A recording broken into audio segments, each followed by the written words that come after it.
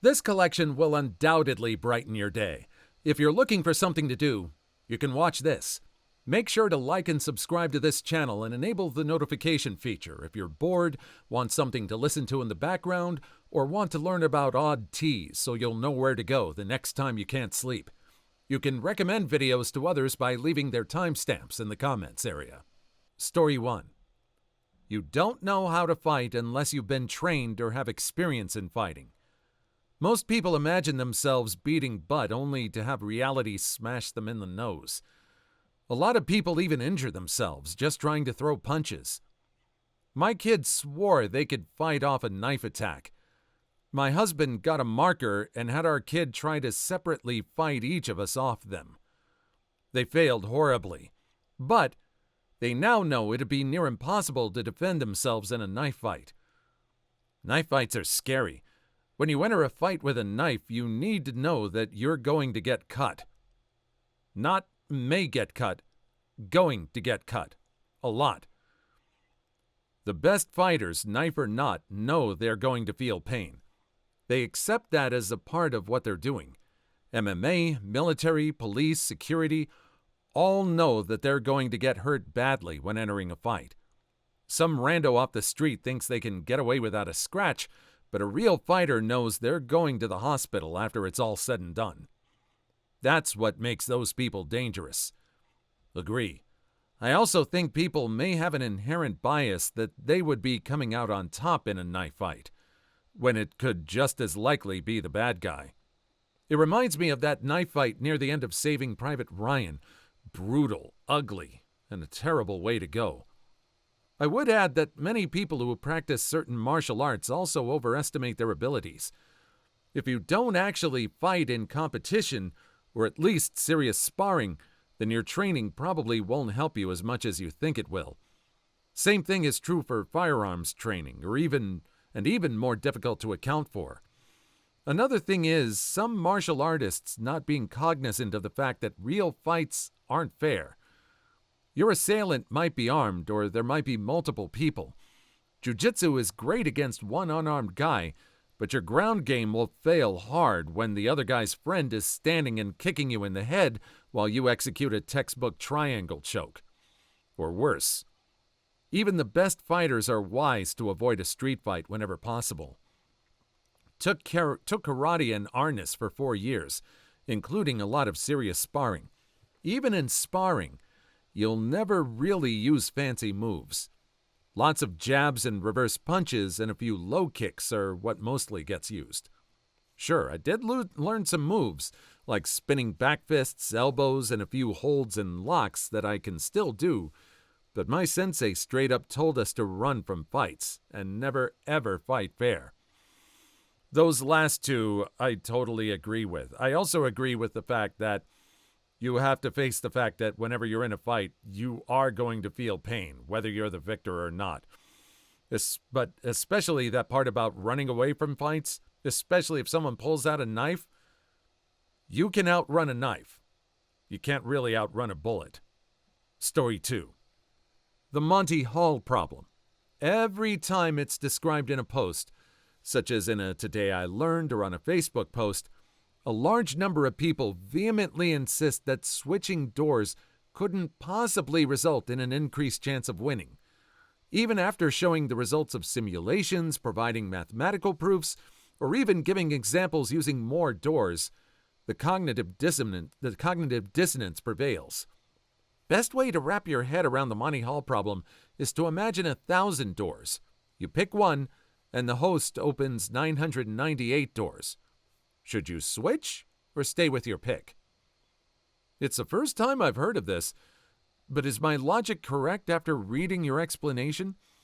You have a random door at the start. The correct door is more likely to be in the group of 999 than it is to be your one chosen door.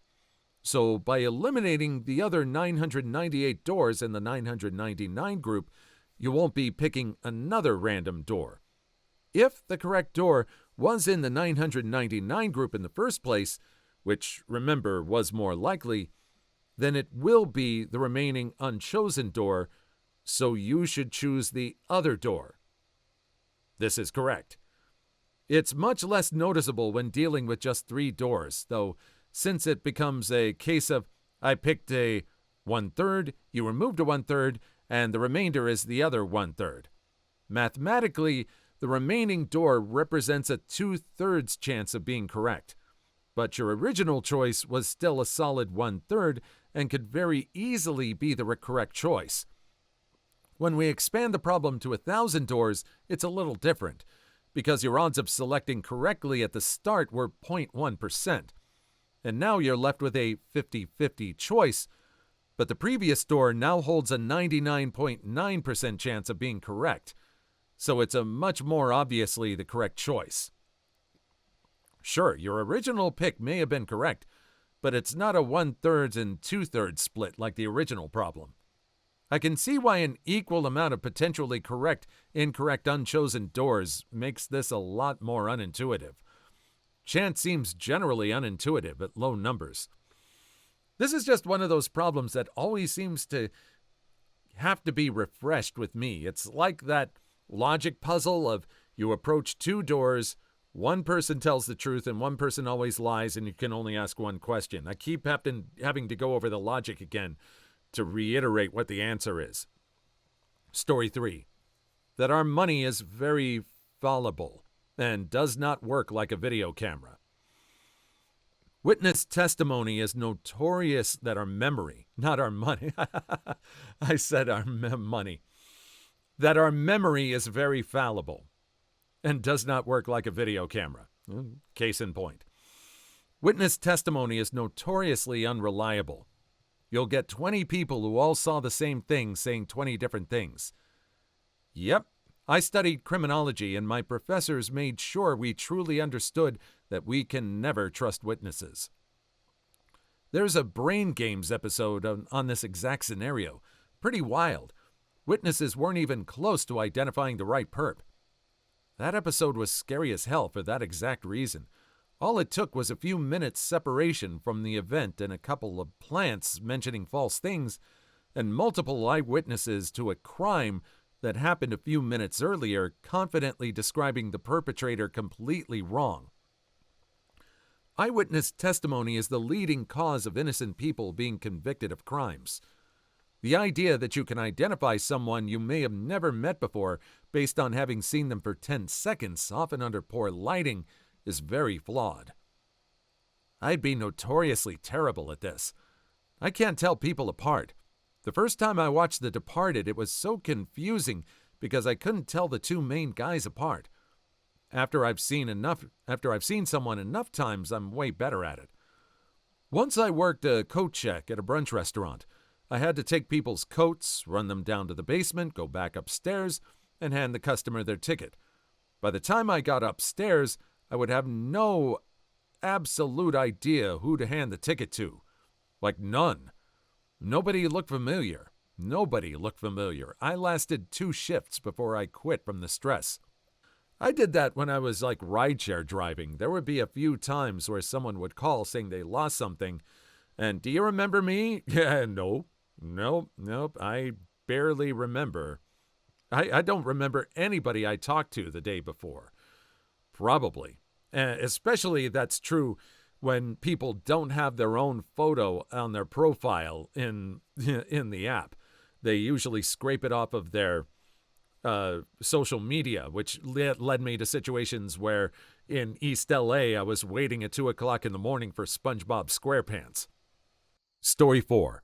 A lie detector isn't reliable. I'm stunned by the number of people who think it is. I see it so often in news stories about crimes. People in the comments section say, just make him take a polygraph, then we'll know for sure. If anyone's reading this, don't ever agree to take a polygraph examination if you're suspected of involvement in a crime. There's a good chance it will produce a false negative or positive, and even though the results are not admissible in court in many places, it may bias the police, the press, and your friends and family against you. If the police push you to submit to a polygraph examination, it's because they use it as an interrogation tool.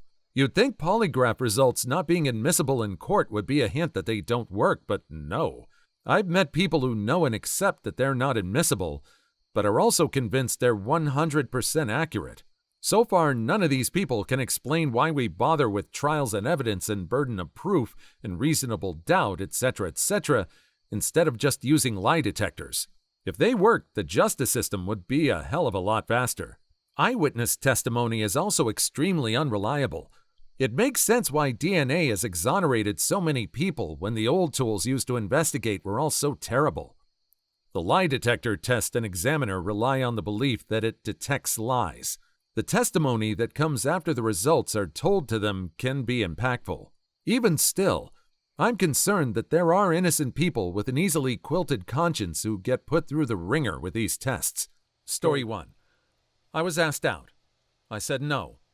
He intimately violated and unalived 2 teenage girls that same weekend. Edit. Many of you asked for more details.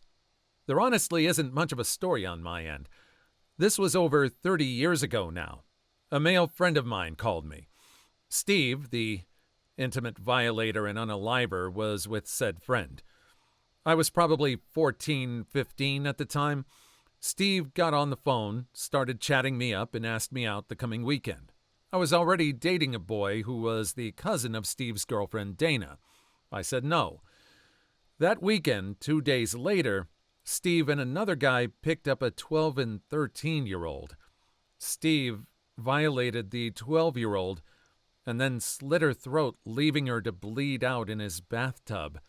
He then called out to her friend, telling her that the girl he unalived needed her. He then unalived the other girl. His friend heard a scream, went to investigate, saw what he'd done, and went and sat on the front porch. Steve tried to get him to help remove and dispose of the bodies, but he refused. Steve piled them into the back of his pickup and took the friend to dispose of the bodies. Friend still refused to help. Strangely, Steve took his friend home. Friend told his parents, and they went to the police. Steve was arrested, charged, and got 2 life sentences. To answer one of the more disturbed questions, no.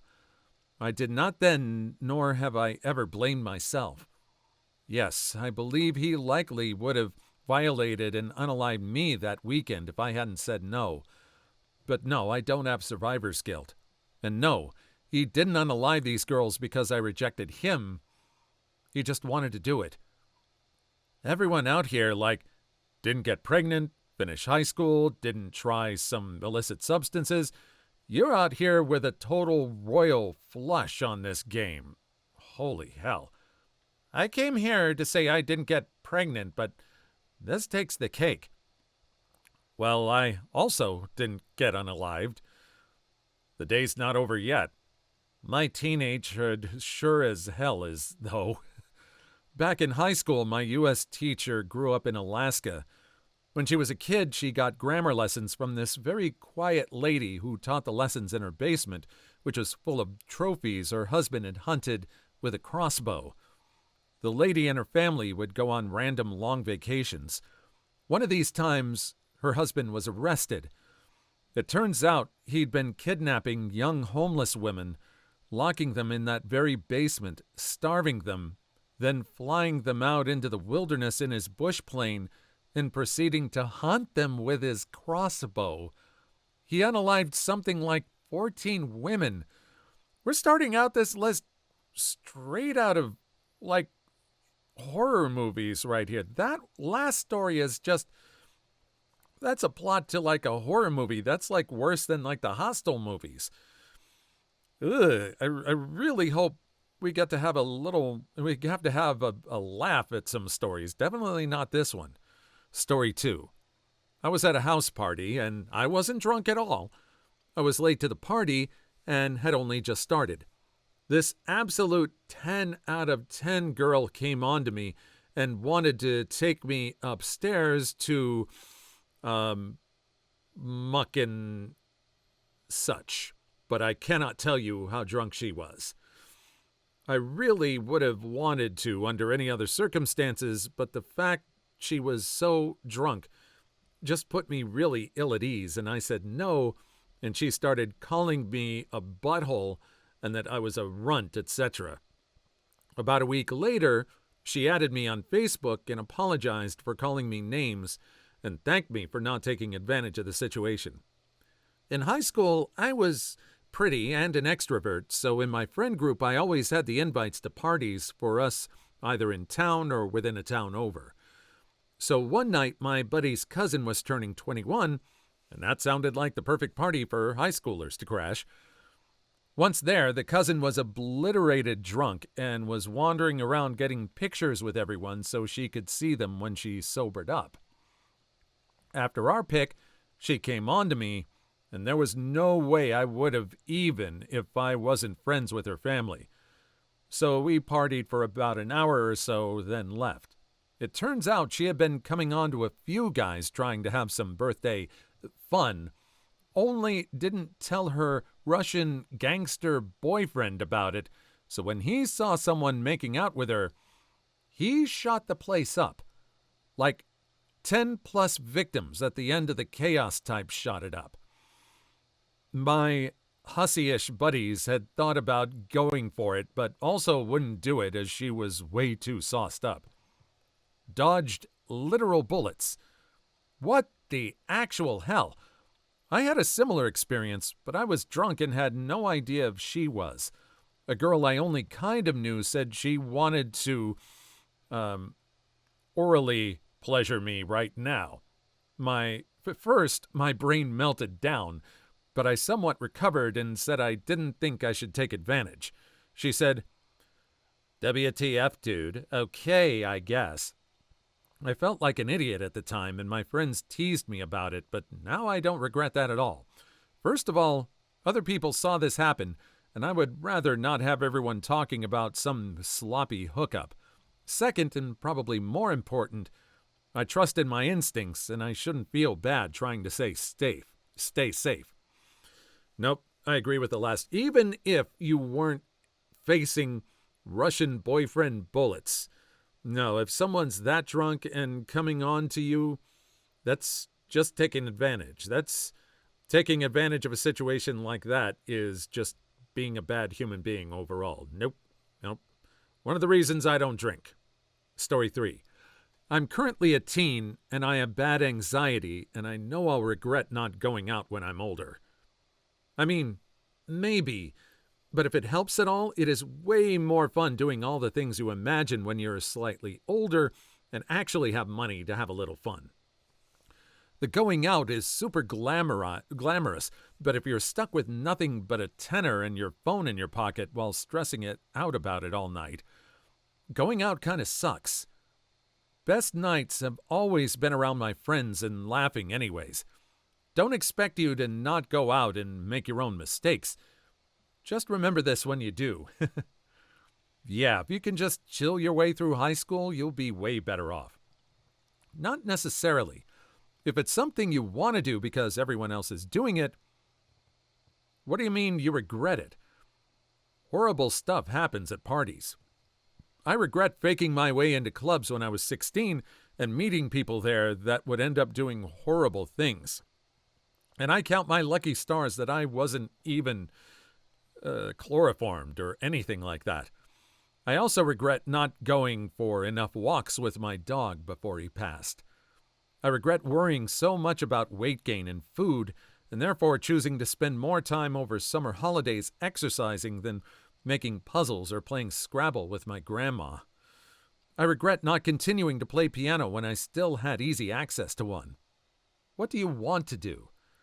Go do that instead of wondering if you should be doing what everyone else is doing, regardless of whether or not it's with other people. I was able to pursue a lot of hobbies by myself. I wasn't very adept socially growing up, but I was able to indulge in some of the things that I do now as far as like graphics and music and things like that. So that's very true. Just realize, or if you're going to have kids, let them do what they want and let them know that they have access to this stuff, and it's going to be harder when they have to actually pay for things. Story 4. Illicit substances. I thank my aunt for that. She popped pills like they were candy. My grandma was going to pick her up one morning. There was no answer at the door, so she went on in. She was sitting on the love seat leaning down, and my grandma thought she was just high and nodding off. She was cold and stiff and had been gone all night. My granny had a heart attack and could have passed as well. I'll never put my family through that. I know the truth about illicit substances. If you don't get help, you won't survive. It's a medical certainty. Thank you. Some think 1 or 2 at a time won't do anything to make the pain go away and gives me a little floaty feeling, nothing more. I, like you, had family members who were not only great teachers because they were addicts and showed me and my brother how we didn't want to live our lives. They were addicts for years. One even got sober for 10 or 11 years, was doing great, had a great job, bought a house, but then her albatross got out of jail and started his stuff of, why do you need to go to meetings? Why can't you have a cocktail after work with me? 10 years flew right out the window. Within 2 to 4 years of her abusing substances, her grandson found her OD'd on the parlor floor. He had to call 911 on her to save her, which he did that time, but no one could save her from herself or the substances, and they did end up terminating her. I'm glad I didn't experiment with substances till my early 20s. Nothing too hard, just weed and shrooms. I miss weed, though. Can't consume any due to my job, but man, do I miss it. Story 1. Absolutely miserable. Yep, I read the prompt and immediately said, oh, man, gross, out loud. It would suck. Mine woke me up in the middle of the night and asked if I wanted to give him a BJ. I've never wanted to do something less in my life, mate. I dumped him on the following day and could not deal with that for the rest of my life. Edit. I think this is my most upvoted comment ever. And to everyone saying I'm miserable, I'm really not. My comment sounds scathing, but it's actually one of my favorite funny things that has ever happened to me. I look back on it with fondness. And we were both 16 and totally inexperienced in intimacy and relationships. Give me a break. You didn't say no, but you can lick my hoo-ha until I fall back asleep? Consider it done. Who needs sleep when you can be blowing? Sarcasm. The actual audacity to wake me up and ask if I wanted to. As if it was some kind of 2 a.m. treat. No, I do not. Call me when there's a proper midnight feast to be had. Otherwise, I'm not interested, thanks. I had a friend like this years ago. He was the odd one out in the group who couldn't get laid to save his life, and he had this weird idea of how it was to act cool. He went on a date with a really nice girl on the beach. They went for a walk, had a drink, and went and laid in the sand, watching the stars. I'd probably have said something like, "This is nice." What did Steven say? He said, "You trying to suck my tool?" Dude at this point had yet to even kiss a girl, and he was like 21. Can't imagine why, but she apparently was very quiet the rest of the night and blocked him when she got home. Did he try this technique multiple times despite repeated failure? Yeah, it's a solid line. It's just all about the delivery. He should have Shatnered it. Would you like to suck my tool? That would have worked for sure. What a catch. Oh dear, I'm cringing with secondhand embarrassment. I laughed so hard at this. I know a few people that might say this. I'm so sorry, you know my old coworker. He's in college now. Last I heard, he was trying to get into a party, and a girl was like, "If you need me to fake being your girlfriend to get into the party, I'm down." And he legit said, "Oh, I should be good." Boy never knows what to say and not to say to women ever. Right, like wake me up with a pizza and a rack of ribs. What the hell is this? Oh, so you'll suck off the ribs at 2 a.m. without a fuss. How many teddy bears did the ribs win you at the carnival? Sounds like my roommate woke me up last night at 4:30 to ask if I wanted to smash her drunk, obnoxious friend. What a total disgrace. I woke up at 4:45. Give me a shout next time. I can be there in 15 minutes. Same. I'd likely still be called selfish for pointing out hypocrisy or making friends with guys, be interrogated if I don't respond to a text message within 10 minutes, and have to defend myself for wanting to change my haircut/hair color. Absolute hell. It looks like he has a great job that lets him travel the world with his wife and kids now. His wife and I were classmates, and she was really lovely. I sincerely hope he changed and addressed his insecurities by the time they got together. It's funny how this whole story starts out with people going, ew, no, not ever. But by the end of the comments, people are saying, what, there was an offer? I can be there. I could be there in 15 minutes. Like, people are still down in some ways. Story 2. That was the plan. She was the only person to accept me for me. We could not have been happier together. Then, on December 2nd, 1987, she perished in my arms. I don't have any memories of the next couple of years. I somehow graduated and have gone on to a fulfilling career. I didn't find another to love like I did her until 1999. She understands that there will always be a place in my heart where Kim lives on. This September will be our 22nd anniversary. R.I.P. Kimberly K. Speakman. You will always be loved. This is really totally heartbreaking. Even though it was a while ago and you're happy now, I'm so sorry this happened to you. I had a friend who died recently 2 days before he was going to propose to his girlfriend. His family lives abroad, so she was the only next of kin that could make arrangements here. I can't imagine having this whole life planned, and then it's gone in an instant. If you don't mind me asking, how did it happen? A couple years earlier, she was diagnosed with Hodgkin's disease stage 3B. She fought back with everything she had. Chemo and radiation put it into remission, but had trashed her left hip, and she ended up with a hip replacement. That didn't stop her. During that time, I got in a motorcycle accident, crushed my knee, and got my own hip replaced. All of it just brought us closer together. I proposed that summer.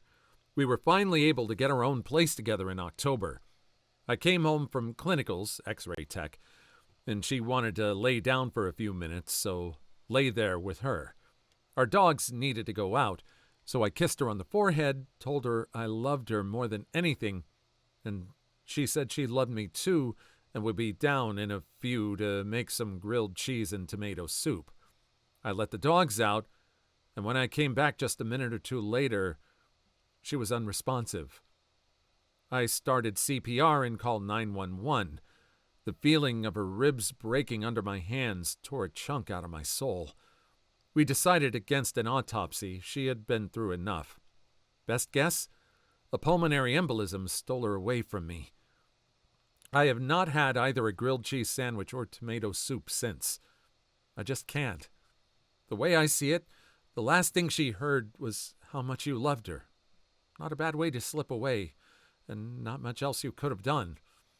I second-guessed myself for a very long time.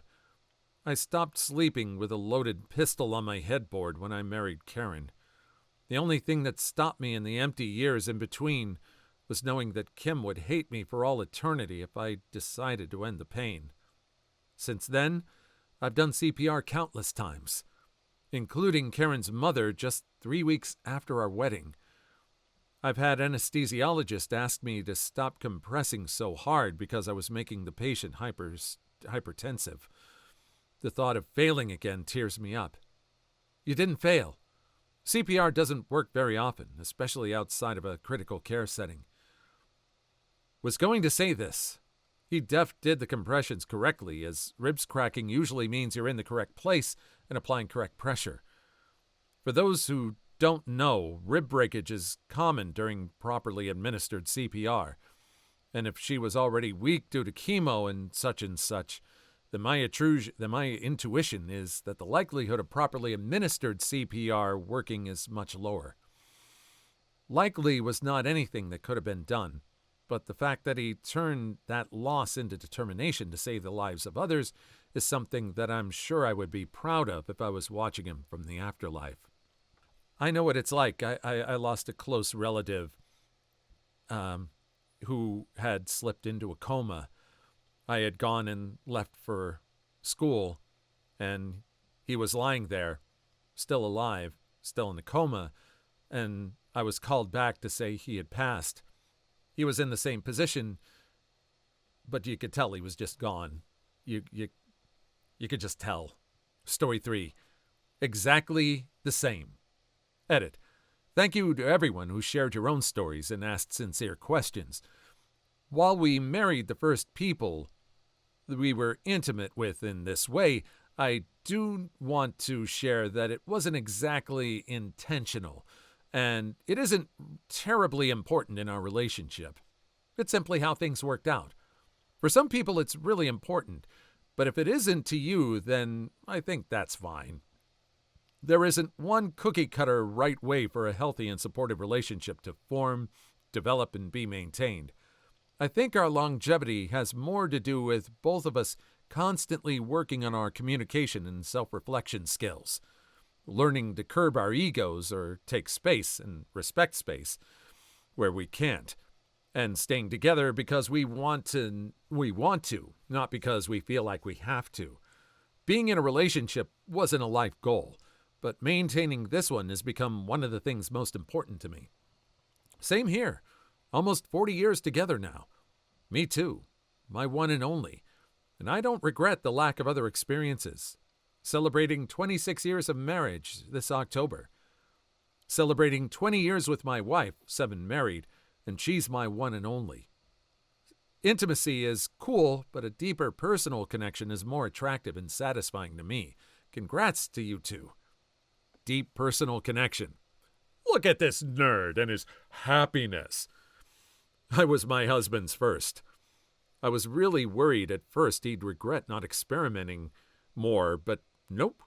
13 years and we're still going strong. My wife and I were each other's firsts. At about the 15-year mark, we started wondering if we were missing out by not experimenting more. We dipped our toes in the lifestyle, i.e. became swingers, and found out that we weren't really missing out on anything at all. Turns out that being with someone who knows everything about how to turn you on and a deep emotional connection makes intimacy far better than anything you can get with random hookups.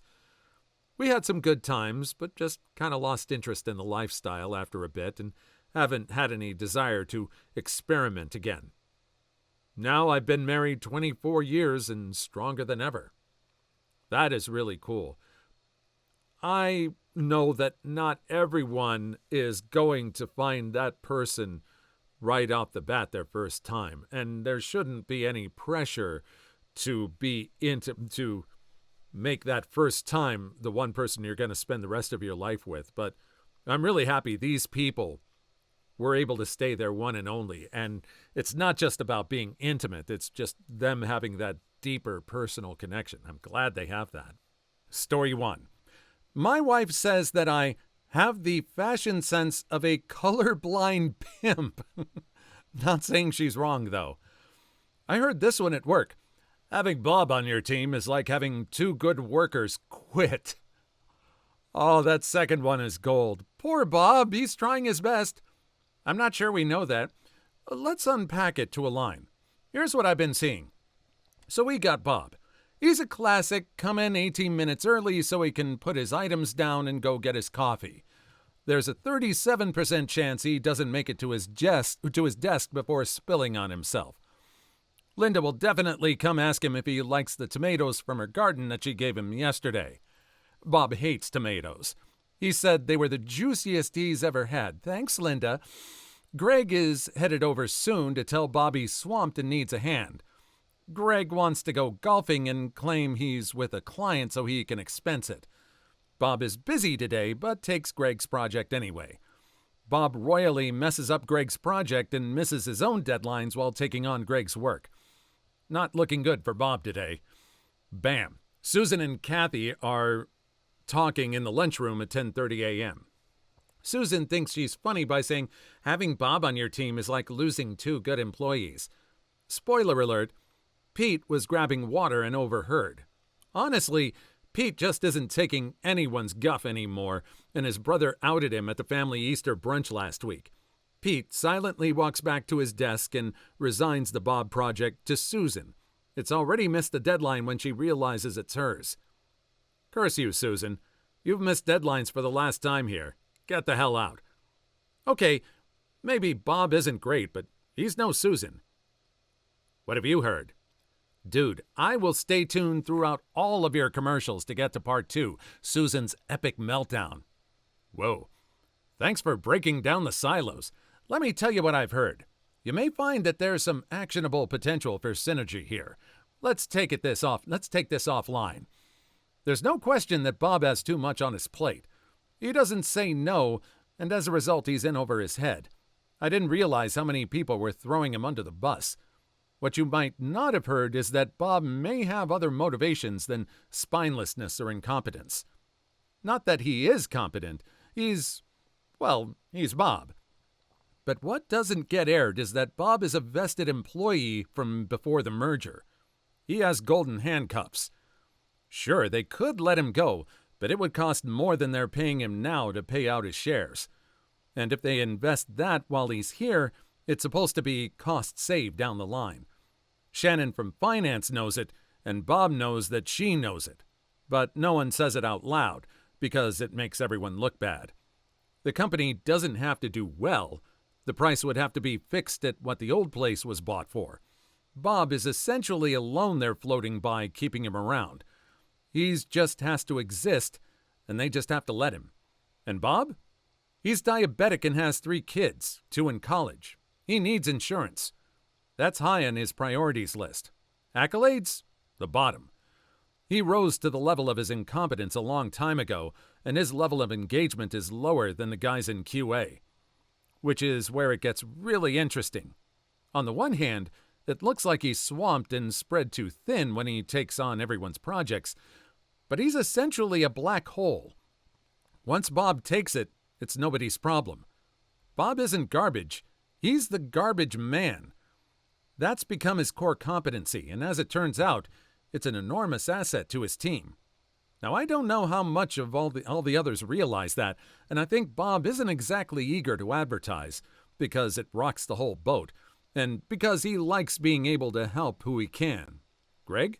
Married to his wife's niece.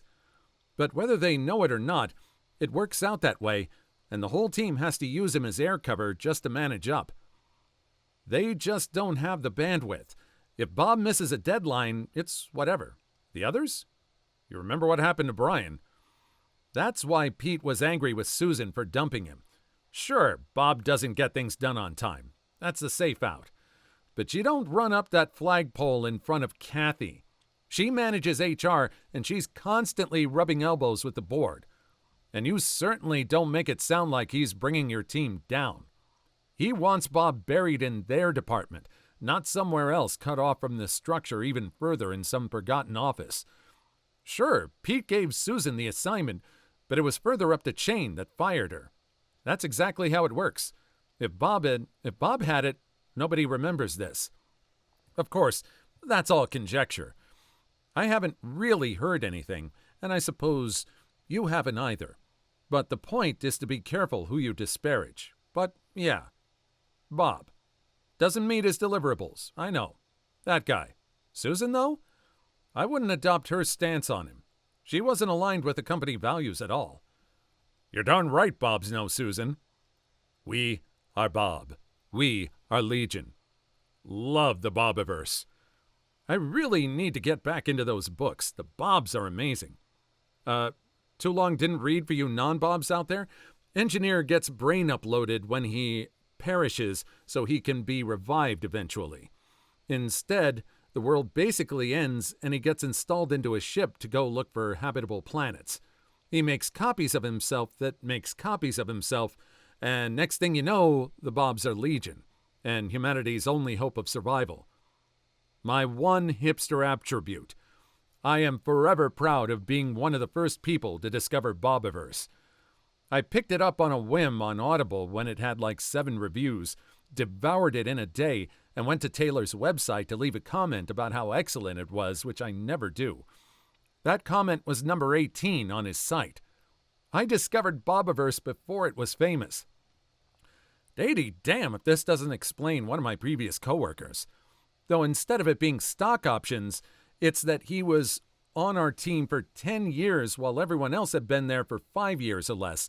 And when I joined, 3 members of the team had been there for 3 years or less.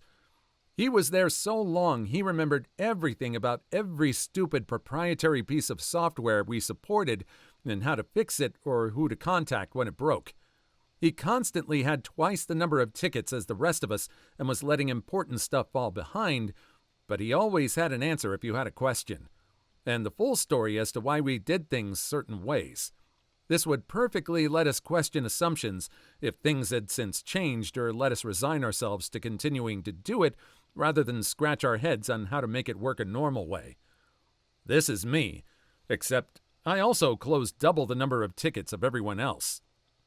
I regularly get pulled into meetings with devs reviewing code because I authored requirements for a system that is now legacy. All that's missing is the Kaiser Soze moment where you realize this MF typing all of this at work is actually Bob. None of his stories are true, and he just messes off on Reddit at work all day. The insults at the beginning were hilarious, but we got treated to a whole universe. That detail on why Bob was where he was. Bob has to be real. That person has to have described a real Bob somewhere. That detail, that person had to have known that kind of situation. Amazing. Story 2. First time I went to dinner at my boyfriend's parents' house, he warned me his brother has the modesty and humility of a newly moneyed rapper. He might try to suck his own tool during dinner. I need to know how that dinner went. Honestly, it would take forever to go through it. I'll just add that he murmured the line about his brother just as his family was walking in, knowing it would make me blush. Then he said I looked flustered and asked if it was too warm, with mock concern. I love this guy. I love this guy since he dropped newly moneyed rapper. Dude uses language the way a surgeon wields a scalpel. Honestly, it would take forever to go through it. That's fine. I don't have anything better to do. Has the modesty and humility of a newly moneyed rapper. This would have cracked me up on its own. He might try to suck his own tool during dinner. As would this. I don't know why I love this juvenile sense of humor. This is flawlessly phrased. I've never met your boyfriend, and I'm attracted to him. It's the cocky, sardonic D-bag lover in me. Guess it's just something about folks who choose Dramio usernames. Edit. I guess some folks saw the similar usernames and decided to jump to the assumption that they were the same person talking to themselves for karma farming purposes? I don't know. People think weird things, man. I don't know if it was my comment that drew their attention to it or if they arrived at that independently, but I was just making a goofy observation about similar usernames having similar tastes. I don't know about similar usernames or what they're talking about, but that insult of someone's ego, a newly moneyed rapper, that's just chef's kiss right on. Story 1. They have extremely strict morals and principles when citing them will get them out of doing something. They will drop all morals and principles when ignoring them will get them out of doing something. I had a roommate who refused to share food, like at a meal, which he referred to as pick eating. He would not give you a bite of his dish or allow you to eat one of his fries as he viewed it as unsanitary. However, if you made a pot of chili, you could spit in the pot and he'd still eat half of it. This actually contributed to the end of our association. Late one night, we stopped at a fast food joint and I got a hamburger. Realizing that I'd forgotten the napkins, I left the table to get some. I returned to find 2 large bites taken out of my burger. I just wanted to know what it tasted like, he explained. Then give me 2 bites of your burger, I demanded. I don't like it when people pick eat, he suggested. In one of my least proud moments, I slapped him hard across the face, causing him to get tangled in the awkward Hardee's seats that are mounted to the floor. I left him at Hardee's and we parted the ways the following week. It was a culmination of similar pain-in-the-butt events, but to this day it chaps my butt. My bio mother. Want to split a menu item meant to be part of a meal for one person? I'm really hungry. I probably want a whole one. My bio mother. Oh, well then, I'll just have a few bites of yours. Me. Well then, can we also get a side? My bio mother. No, I'm not that hungry. I'll just have a little bit of your menu item. My bio mother eats more than half of my food, leaving me maybe 1/3 of a sandwich as a meal. This one infuriates me. I'll often buy a food item, especially a multi-serving item like a bag of chips, and my wife, who is one of the easiest people in the world to live with, will eat the entire product before I've had any. To combat this, on occasions like the one you describe, or when I'm buying something that I really want to eat, I'll look her dead in the face and say, I'm not sharing this with you. Other people look at me like I'm the world's biggest butthole when I do this, but she knows what I'm talking about. Just this weekend, I ordered a pizza for us to share, and 2 of her friends showed up unexpectedly. Before I had even realized that the pizza had arrived, they'd eaten all of it. She was very apologetic, but I was very hungry. That's still so rude. You can apologize 1,000,000 times, but if the behavior doesn't change, then it doesn't mean anything. Honestly, stuff happens. When it keeps happening, it's not by chance. Yeah, I'm assuming they talked about ordering the pizza beforehand, so how is she not even gonna think about him when it arrives? That's just disrespectful. Sorry means you won't do it again, as my first ex said. Continual cheater, but had endless pearls of wisdom and taught me a lot about myself. An apology without a new pizza with it isn't a serious apology. Before I had even realized that the pizza had arrived, they'd eaten all of it? Wow. My mom grew up in a large family and things were always tight money-wise. One year for Thanksgiving, her dad had managed to get a free turkey through his job, which was a huge blessing for the family. An uncle and his family had been invited over for dinner, and before my mom's family had a chance to get some turkey, the guests had eaten it all. When confronted very angrily by my grandfather about this, the uncle said, I thought you had another turkey. When I was 15, I got my very first job ever as a dishwasher. I wanted to celebrate my first paycheck by offering to buy pizzas for my family's Friday pizza night. I told my mom and stepdad about my intention, and they said, Oh, that's wonderful. How kind and generous and thoughtful. Friday night comes, and I end up having to stay an hour late at the restaurant. I usually got off my shift at 7, but that night I wouldn't be done until 8 p.m., and family dinner usually starts at 7:30. I called my mom to let her know I would be late, and she said, That's okay. I didn't have a car or a license at the time, so she would have had to come pick me up. I guess the way I thought this was going to go was that Mom would come and get me and we'd swing by the pizza place on the way home.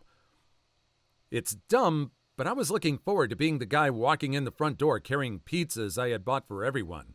Forgive me, I was 15. As you can probably guess, this is not what went down. On the drive home, Mom thanked me for the pizza and said we were going to swing by the bank to get the money out. I don't remember the exact amount, but we were a family of 8, so it was at least 4 pizzas, and I think at the time it came out to around $75.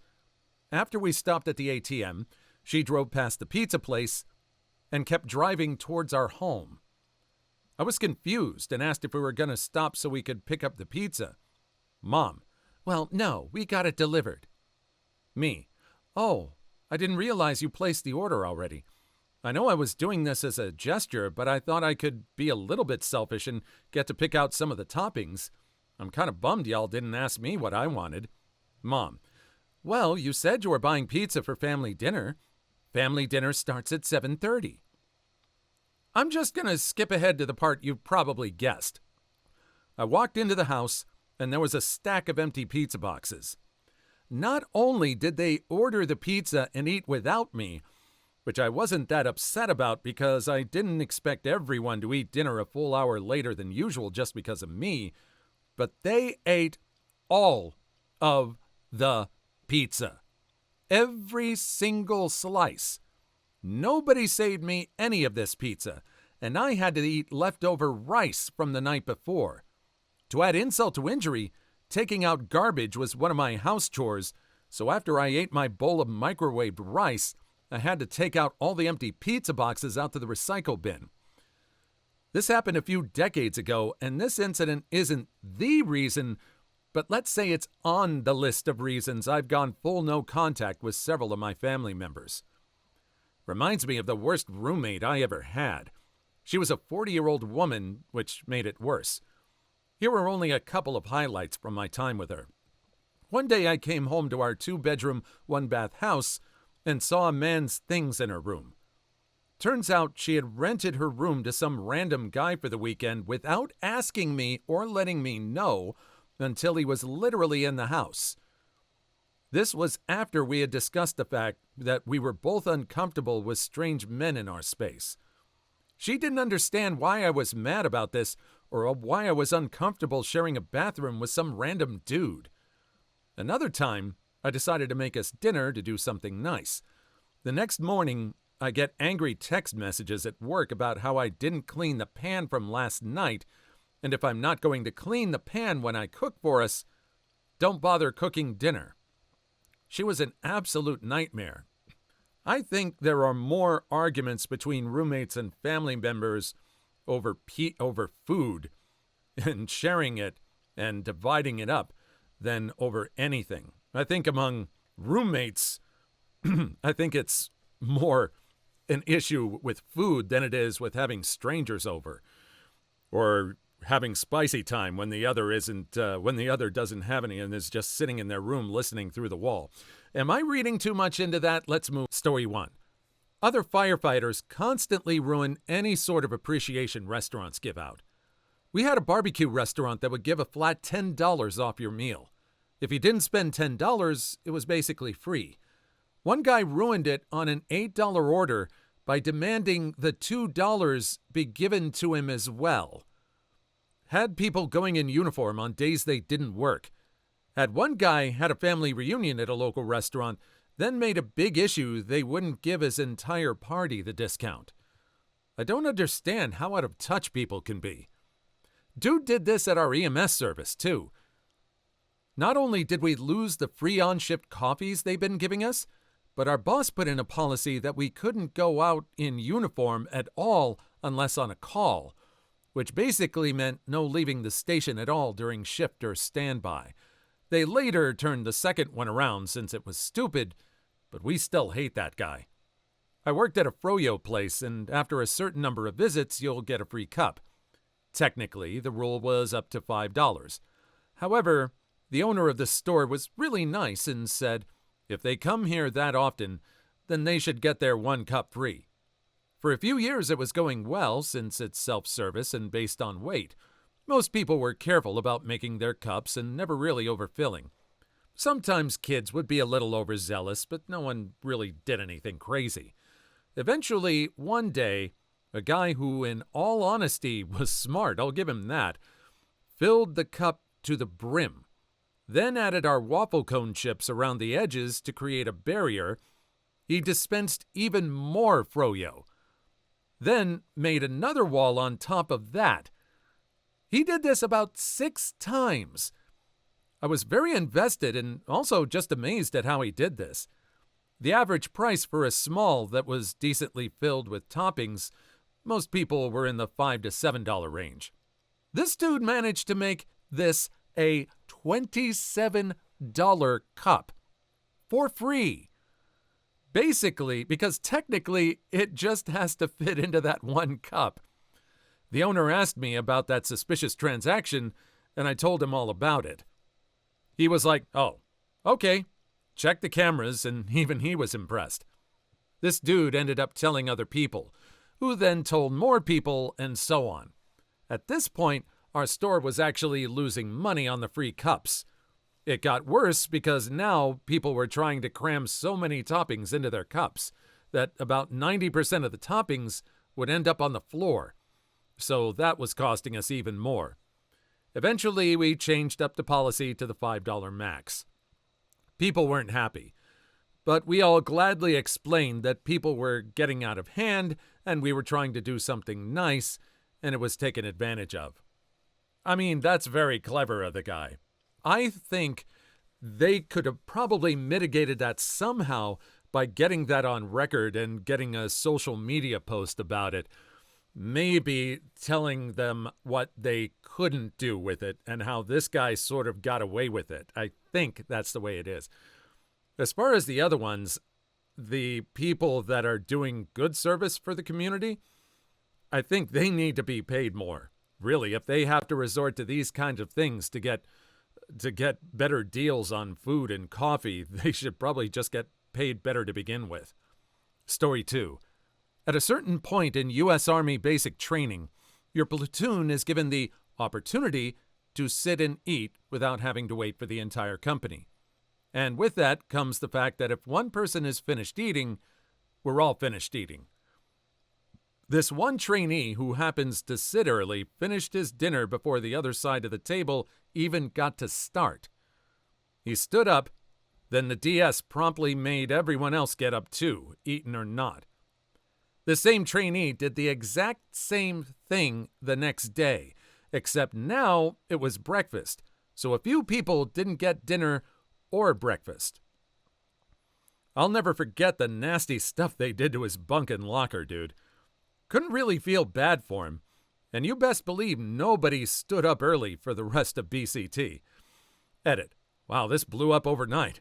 I'm going to try and answer a couple of questions I've read. What did they do to his bunk? They took the used dirty mop bucket water, peed in it, and dumped it over his bunk and foot locker. This happened on a Sunday morning, which is the one day the DS will leave you alone till noon. The perpetrator was at church. Was it intentional?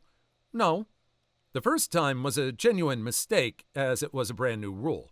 I actually watched him the second time. He started to stand and realized his mistake, but the grumpiest DS saw him do that awkward stand-sit movement, and that was it for the table. Luckily, I wasn't on the table that lost the breakfast, but I still felt no sympathy for him. No dinner plus whatever you can eat out the door breakfast would have had me join in too. Was he stupid? Yes.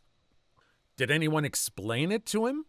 Did anyone get to him and say, hey, you see everyone else that didn't eat? Maybe next time, if you get the opportunity, wait for everyone else to finish? I would say, if that didn't happen, or if that did happen and the guy was still an idiot about it, or the guy was still not caring, yeah, he deserved what was coming to him. It's kind of awful that he had to learn that this way. It sounds like they were trying to build teamwork with people. Story 3. Had a job as a dialysis nurse where we added a position to pick up add-ons and emergency cases that came in later in the day. In this role, we worked noon to midnight, which helped us cut down from needing a nurse on call every night to maybe once or twice a week. Whoever took this role didn't have to take calls and had weekends off.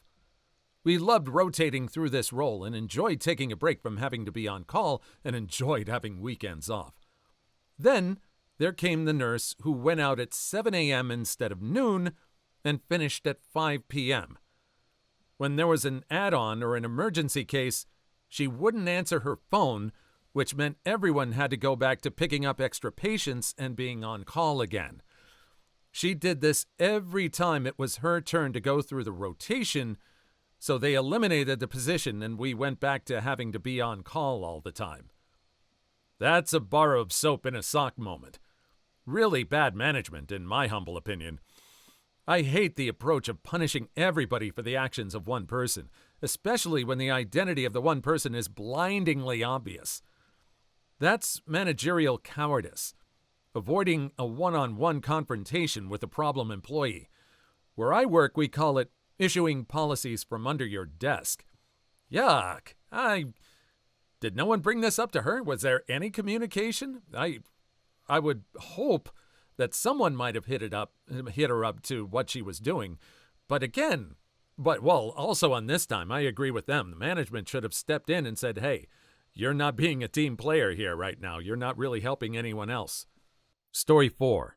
The guy who claimed vaccines caused autism has some serious blood on his hands. He wasn't even doing it because he actually believed it either. It was literally a scam to discredit a specific vaccine so that he could sell a worse version that he would make money on.